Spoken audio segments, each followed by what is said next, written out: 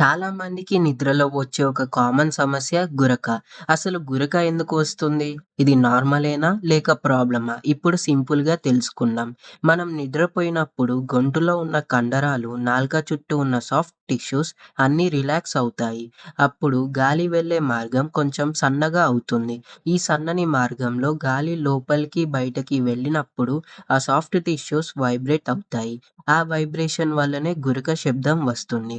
గురక రావడానికి ప్రధాన కారణాలు ముక్కు బ్లాక్ అవ్వడం, జలుబు లేదా సైనస్ ప్రాబ్లమ్, అధిక బరువు, మద్యం, స్మోకింగ్ అలవాట్లు, వయసు పెరగడం ఇవన్నీ గాలి మార్గాన్ని మరింత సన్నగిగా చేసి సాఫ్ట్ టిష్యూస్ ఎక్కువగా వైబ్రేట్ అయ్యేలా చేస్తాయి.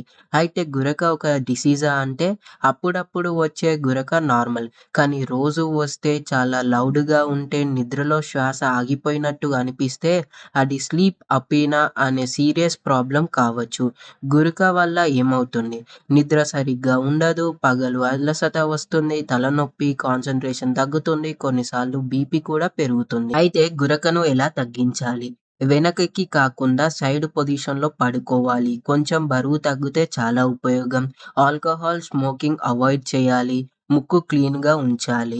గురక చాలా ఎక్కువగా ఉన్నా లేదా నిద్ర సరిగ్గా లేకపోతే తప్పకుండా డాక్టర్‌ని కన్సల్ట్ చేయడం మంచిది. గురక శబ్దం కాదు, మీ శ్వాస మార్గం చెప్పే ఒక సిగ్నల్.